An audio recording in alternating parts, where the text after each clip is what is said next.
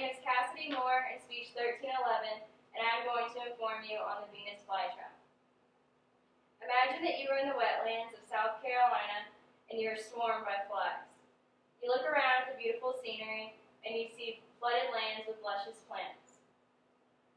Then something catches your eye. It is a purple plant with little hairs all over it. You stoop down to take a look at it, and just as you do, it snaps down on a fly. This catches you by surprise, and you are soon informed it is a plant that eats living prey, a Venus flytrap. The Venus flytrap is a very unique and interesting plant that many people do not know about. Today I'm going to inform you on the environment, the movement, and the digestion of the Venus flytrap. This plant is a very unusual plant that has many unique qualities. The Venus flytrap is in a small group of carnivorous plants. According to the Botanical Society of America, these plants are located on the East Coast in North and South Carolina. Their environments are nitrogen and phosphorus poor and are located in wet savannas and wet bogs. Due to the nutritional deficiency, the insects provide nitrogen that the soil does not.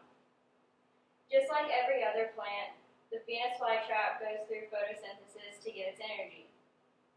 This plant is not a tropical plant and can tolerate mild winters. If it does not tolerate a mild winter, it will weaken and die due to all the heat. The edges of the lobes are covered with 14 to 20 long teeth, just depending on how big the plant is. If it's bigger, it'll have more. If it's smaller, it won't.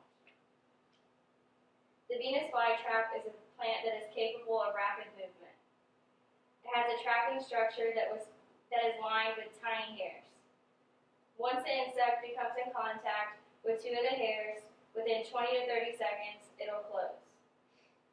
The two tiny hairs have to be contacted, or else the Venus flytrap will not close, so it will not waste its energy on objects that are non-nutritional. The two tiny hairs are half a centimeter long and are also called sensory hairs, which are right here in the picture. There's multiple of them inside. According to Matt Miller from the Venus Flytrap store, there are 4 phases. The first phase is the initial snap.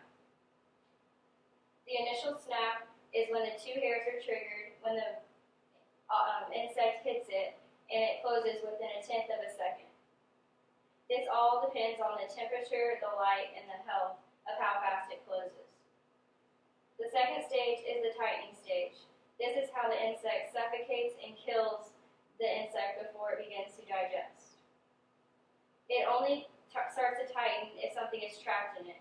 It does not waste its energy if nothing is in it because it takes a lot of energy for this plant to close. This phase takes about 30 minutes.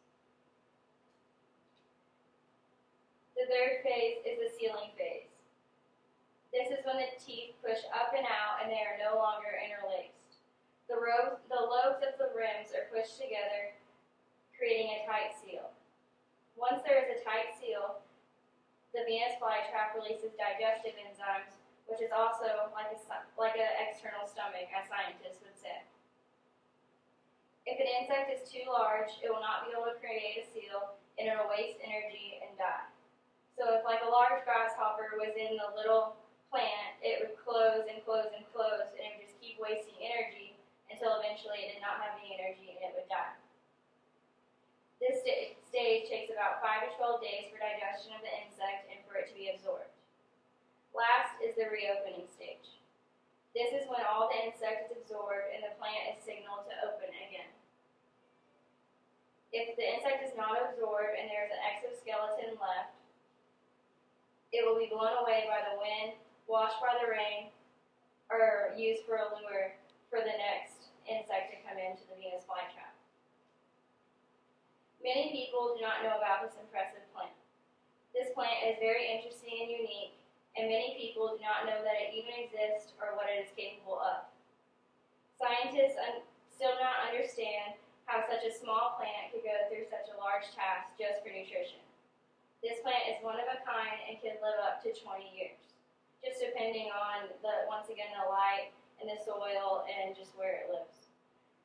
So next time you travel to the East Coast, and see a plant gobble down on a fly, don't be alarmed.